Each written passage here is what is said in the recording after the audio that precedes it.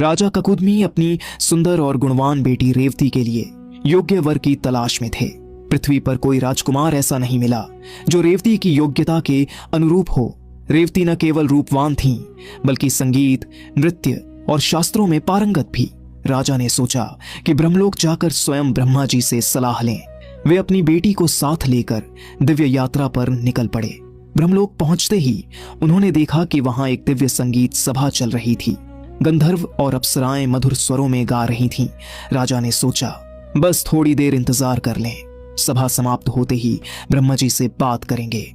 लेकिन उन्हें क्या पता था कि ब्रह्मलोक का समय पृथ्वी से अलग है। वहां के कुछ पल पृथ्वी पर लाखों वर्षों के बराबर होते हैं। सभा समाप्त हुई। राजा ककुदमी ने ब्रह्मा जी के समक्ष अपनी समस्या रखी।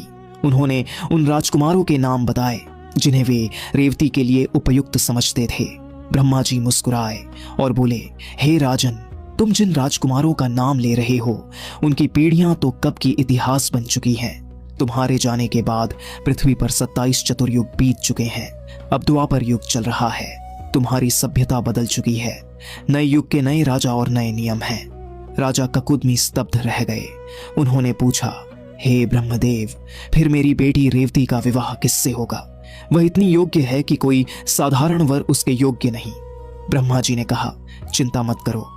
पृथ्वी पर अब भगवान विष्णु के अवतार श्री कृष्ण अवतरित हो चुके हैं। उनके बड़े भाई बलराम जो शेषनाग के अवतार हैं, रेवती के लिए परफेक्ट वर होंगे। बलराम में अपार शक्ति है और वे रेवती की ऊंचाई और गुणों को संभाल सकेंगे। जाओ, पृथ्वी लौटो और द्वारका जाकर बलराम से मिलो। राजा ककुदमी और रेवती ब्रह्मलोक से विदा होकर पृथ्वी पर लौटे। लेकिन अब पृथ्वी बदल चुकी थी। पुराने महल, पुराने साम्राज्य सब गायब हो चुके थे। नदियां अपना मार्ग बदल चुकी थीं। जंगल नए हो चुके थे। राजा को लगा जैसे वे किसी अनजान दुनिया में आ गए हों। वे द्वारका की ओर बढ़े, जहां श्री कृष्ण और बलराम का राज्य था। द्वारका एक चमकदार नगर था, सोने जैसी दीवारों वाला, जहां समुद्र की लहरें गीत गाती लगती थीं। द्वारका पहुंचकर राजा ककुदमी ने श्री कृष्ण से भेंट की। कृष्ण ने मुस्कान से उनका स्वागत किया। हे राजन, हम जानते हैं आपकी कहानी। ब्रह्मा जी ने हमें पहले ही संदेश भेजा है। रेवती का विवाह बलराम से होगा। लेकिन एक समस्या है, रेवती की ऊंचाई बहुत अधिक है, क्योंकि ब्रह्मलोक के समय ने उन्हें प्रभावित किया है। वे पृथ्वी के मनुष्यों से कहीं ऊंची हैं। रेवती वाकई इतनी लंबी थीं कि द्वारका के द्वार भी उनके लिए छोटे लगते थे। बलराम आए, तामेंडे मजबूत कदकाठी और सफेद वस्त्रों में।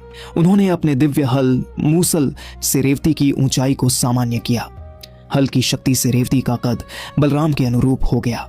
विवाह की तैयारी शुरू हुई। द्वारका में उत्सव का माहौल था।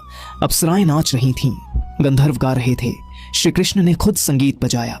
रेवती और बलराम का विवाह धूमधाम से संपन्न हुआ। रेवती अब बलराम की पत्नी बनकर द्वारका में रहने लगी। लेकिन कहानी यहां खत्म नहीं होती। विवाह के कुछ वर्ष बाद द्वापर युग के अंत में महाभारत का युद्ध हुआ। कृष्ण और बलराम ने पांडवों का साथ दिया। युद्ध के बाद यादव वंश का अंत निकट आया। बलराम ने समुद्र में समाधि ली और कृष्ण ने भी देह त्यागी। लेकिन उनकी दिव्य लीला जारी रही। एक दिन बलराम की आत्मा ने रेवती को स्वप्न में दर्शन दिए। प्रिय, अब हमारा रूप बदल रहा है।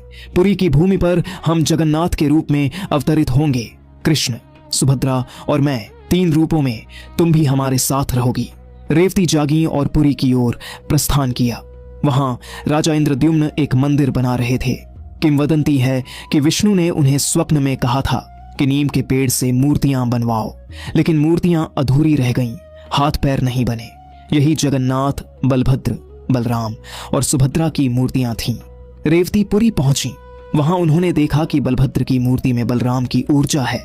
वे मंदिर में रहकर पूजा करने लगीं। एक रात जगन्नाथ ने उन्हें दर्शन दिए। हे रेवती, तुम्हारी यात्रा समय के पार है, ब्रह्मलोक से पृथ्वी तक। तुमने देखा कैसे समय एक भ्रम है। अब यहां रहो, मेरी सेवा करो। रेवती जगन्नाथ मंदिर की एक पुजारिन बन गई।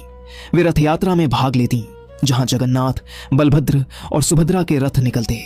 रथ यात्रा में रेवती बलभद्र के रथ को खींचती, मानो अपने पति की याद में। समय बीतता गया। रेवती की कहानी अब लोक कथाओं में जीवित है।